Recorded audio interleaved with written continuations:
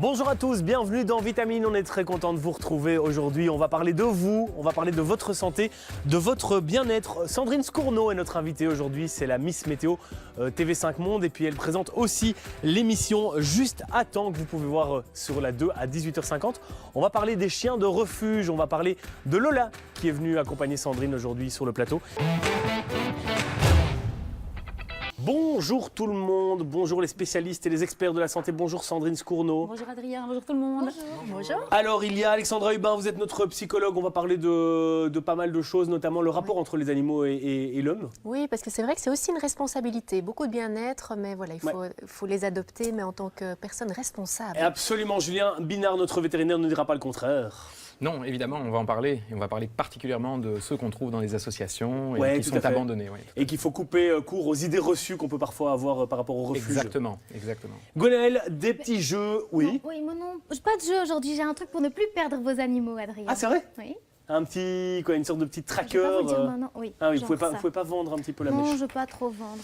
D'accord, parfait. Bon, ben voilà, installez-vous confortablement. Vous n'avez peut-être pas de chien ou de chat à la maison, ça ne vous concerne peut-être pas en droite ligne, mais vous avez certainement un voisin ou des proches ou de la famille, ben voilà, qui adorent les chiens. Il faut savoir que chaque année, plus de 60 000 chiens et chats sont recueillis dans les refuges belges, soit environ 165 animaux par jour. C'est énorme, et c'est évidemment à la veille des vacances que le nombre d'animaux recueillis est le plus important. C'est un chiffre quand même inquiétant, Julien, parce que franchement, c'est carrément cruel, ce genre de situation. On est bien d'accord, c'est inquiétant. Et si j'ai d'autres chiffres qui le sont encore plus, puisque là, on parle des chiens aujourd'hui, on parle d'environ 25 000 chiens abandonnés en refuge en Belgique par an. Et du coup, il y a un dernier chiffre qui en découle, évidemment, c'est qu'on parle de 10 000 animaux, en général, ce sont des chiens et des chats, qui sont euthanasiés dans ces refuges chaque année en Belgique. Donc, c'est un nombre énorme. Euthanasiés parce qu'il n'y a plus de place. Parce qu'il n'y a plus de place, c'est la première raison. Donc, on sait évidemment, on le dit souvent, que le chien est le meilleur ami de l'homme, mais on voit avec ces chiffres que l'homme n'est pas toujours son meilleur ami.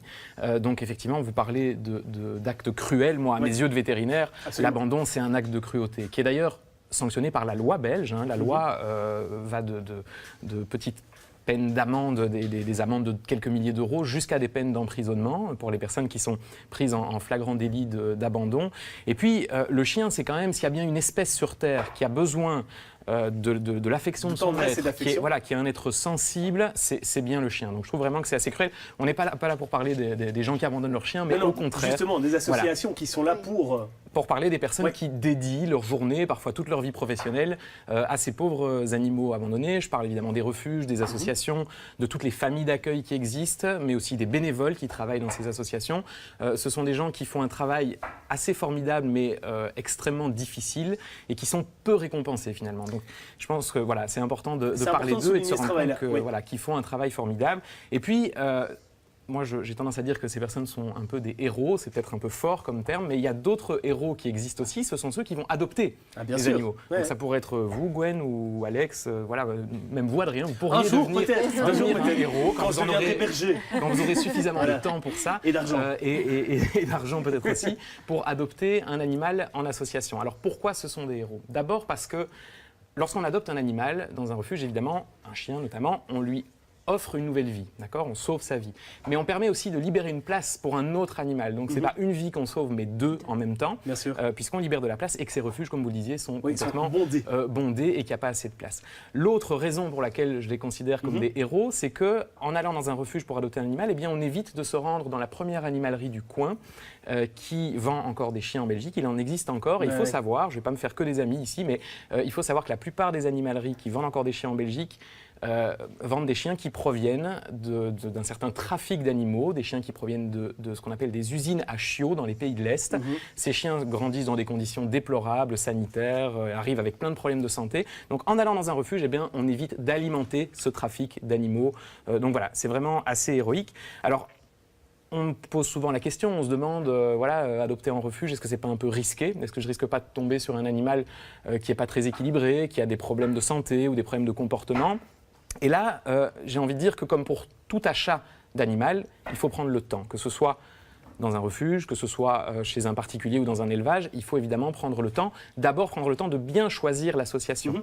Elles ne se valent pas toutes et donc il faut prendre contact avec une association. Voilà, justement, en parlant d'association, je vous laisserai terminer après, Julien, bien entendu. Sandrine Scourneau, vous êtes là avec nous aujourd'hui parce que vous êtes la marraine d'une association. C'est une association qui s'appelle 100 mètres. Ça fait quelques années maintenant que vous avez accepté d'être la marraine de cette association. Oui, l'association, ça fait 2 ans qu'elle existe. Et puis moi, j'arrive à mes 2 ans en tant que marraine. C'était une cause que j'attendais. Donc c'est pour ça que jusqu'ici j'étais marraine de rien parce que je voulais vraiment dédier le peu de temps que j'avais à une association qui me tenait à cœur et notamment la défense des animaux. Association exactement 100 mètres? Alors ici en fait on n'a pas à proprement parler de refuge, donc on travaille essentiellement avec des familles d'accueil mais aussi avec un système qui s'appelle la BAPAC, c'est-à-dire qu'on va venir en aide à des personnes qui sont précarisées, notamment par exemple les SDF, etc., qui n'ont pas les moyens de nourrir leurs animaux et donc à partir de là, on subvient à leurs besoins pour éviter justement qu'ils s'en débarrassent. Parce que dans le cas des SDF, évidemment, c'est une compagnie, ça leur fait du bien. Et dans le cadre des familles précarisées, il faut absolument que l'animal reste avec sa famille. C'est important. C'est encore un lien social. Il faut absolument souligner ce lien. Pour l'animal, c'est juste très, très important. Mais je pense aussi pour les familles. Parce qu'on parle évidemment des animaux, mais c'est très difficile, je pense, de devoir se séparer de son meilleur ami. Parce qu'on n'a juste plus les moyens. Parce qu'on n'a plus les moyens de faire. Voilà. Ici, c'est Lola qui est avec vous. Oui, Lola qui est un petit peu agitée, évidemment. C'est bien sûr, les plateaux de télé, vous savez, elle sait qu'elle va devenir une star à partir de maintenant, 18h dans la rue. Tout le monde va la reconnaître. On a profité évidemment de cette super opportunité que vous nous avez proposée pour la proposer à l'adoption.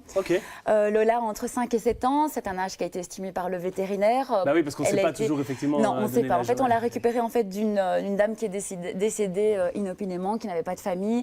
Et donc, Lola, elle est un peu restée sur le carreau. C'est une super bête. Là, elle est un petit peu agitée, mais vous voyez. C'est normal. Moi, je ne l'ai pas côtoyée énormément parce que ça fait pas longtemps qu'elle est rentrée au refuge, mais voilà, elle est top. Elle n'a pas l'air traumatisée.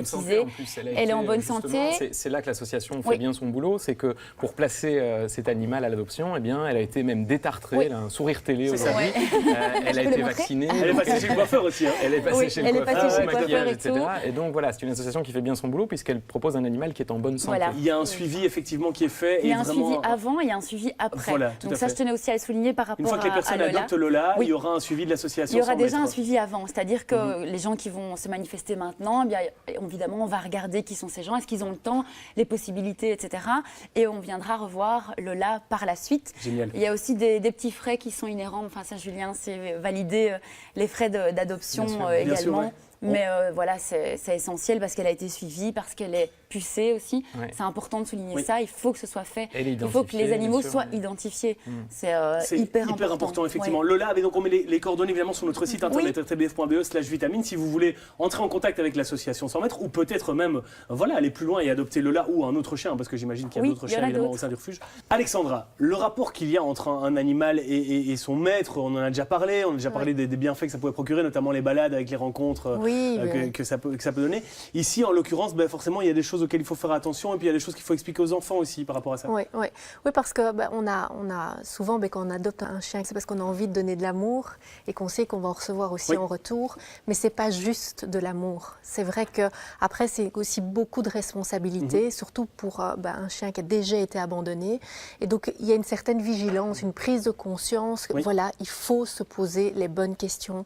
Est-ce que ce chien va rentrer dans mon cadre de vie? Est-ce que je vais avoir le temps de m'en occuper au niveau financier? Est-ce que je vais savoir? Là aussi, est-ce que j'ai des enfants? Est-ce que c'est une race de chien qui est compatible avec la vie de famille? Est-ce que je vis en appartement? Est-ce que c'est un chien qui risque de faire du bruit, de déranger les voisins? Donc voilà, c'est vraiment se poser les bonnes questions. Mais du coup, ce qui est très important, Adrien, si on décide d'adopter Lola, par exemple, c'est une chienne qui, si vous avez un chat, ça risque d'être compliqué parce qu'elle n'a pas eu l'habitude des chats et donc ça peut ne pas passer. Par contre, elle s'entend bien avec les enfants, elle peut supporter de vivre dans un appartement. C'est une chienne qui n'a pas besoin d'énormément d'espace. C'est un chien, elle doit sortir, elle doit courir, etc.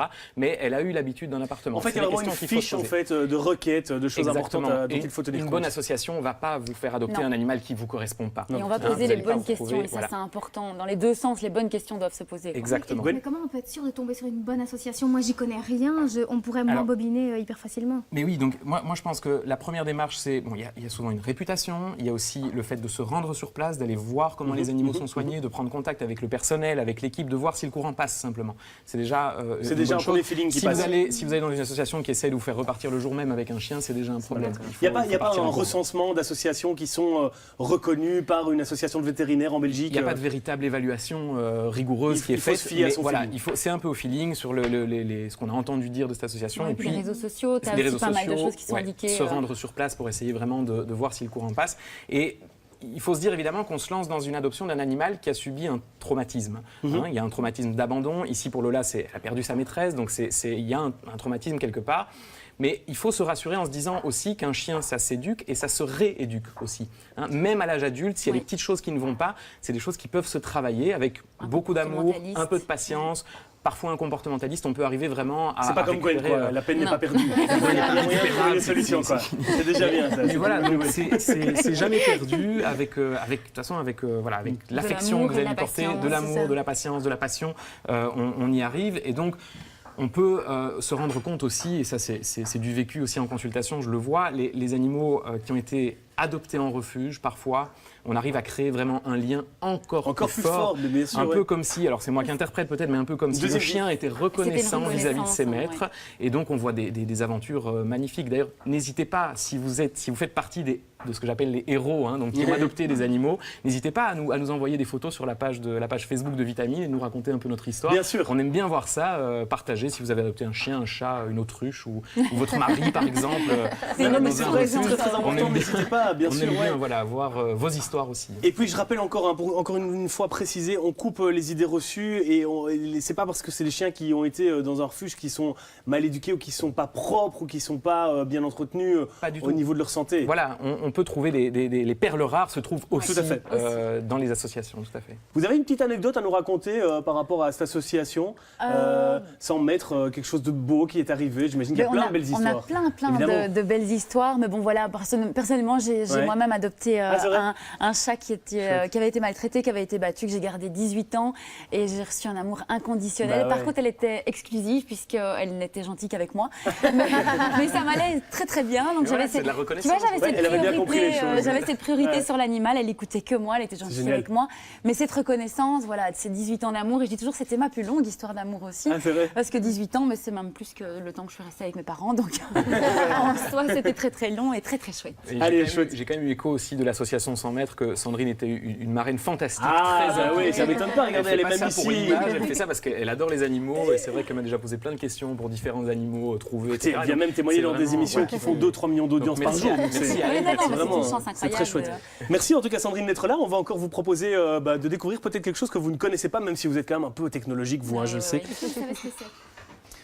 Vous l'avez un peu vendu en début d'émission, on imagine que c'est... Vous l'avez vendu, vous m'avez ruiné, Adrien. Oui, j'imagine, mais c'est bien, vous savez que ça existe, le teaser, c'est important de le faire. Ah oui, ok, d'accord. Ça s'appelle un GPS. Vous connaissez GPS? Vous avez déjà entendu parler de ça? Non, jamais. Et donc ça veut dire quoi, GPS? Ça veut dire quoi? Je sais plus. Ah non, allez, sérieux, ça veut dire quoi? Je sais plus, mais en fait, c'est pas... Système. Voilà, vous le saviez, donc chaque fois que vous me le disiez. Évidemment que je le savais, qui ne sait pas ça, Adrien? Donc c'est un objet connecté que vous pouvez utiliser pour vos animaux. Il en existe aussi pour les enfants, pour les chats ou pour les personnes âgées. Pour les maris. Oui, pour les maris. Maintenant, vous m'avez expliqué.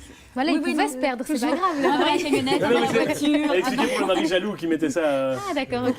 Donc voilà, en fait, vous l'accrochez au collier de votre chien ou votre chat et vous allez pouvoir suivre sur une carte, sur Internet ou sur votre smartphone, la position exacte de votre animal. Et puis alors, le GPS va aussi détecter les fugues éventuelles. Donc si le chien prend un itinéraire qui n'est pas du tout habituel, vous allez recevoir une alerte, un SMS ou un message sur votre boîte mail. Très bien. Voilà, ça coûte, vous pouvez en trouver à partir de 50 €, celui-là est Et ça peut mal au niveau des ondes pour les animaux? Non, c'est prévu pour. Et puis ce qu'il faut peut-être dire aussi, c'est que les gens pensent parfois que la puce électronique qu'on met au niveau du cou chez le chien, il n'y a pas de géolocalisation. Non, il n'y a pas de géolocalisation. Donc, c'est pas, voilà. J'imagine que vous devez avoir des gens parfois qui disent j'ai perdu mon chien, est-ce que vous pouvez me le retrouver vite fait là? Par la puce électronique, en fait, on ça trouve les coordonnées des gens, mais pas la géolocalisation du chien. Donc si votre chien est un fugitif, n'hésitez pas à lui brancher un petit GPS. Merci Gwen, on met les coordonnées évidemment sur notre site internet, comme ça vous pouvez vous procurer ça chez vous. Merci beaucoup Sandrine d'être venue, merci Lola. La chance, et puis Lola, voilà, bel exemple. Elle n'a pas beaucoup parlé, elle est un peu timide, ceci dit, pour les voisins, elle est silencieuse. C'est silencieux, c'est très vrai. Bon et donc plan, je rappelle l'association 100 mètres, vous trouvez toutes les coordonnées sur notre site internet et vous retrouvez Sandrine tous les jours 18h50 dans l'émission Juste à temps sur la 2.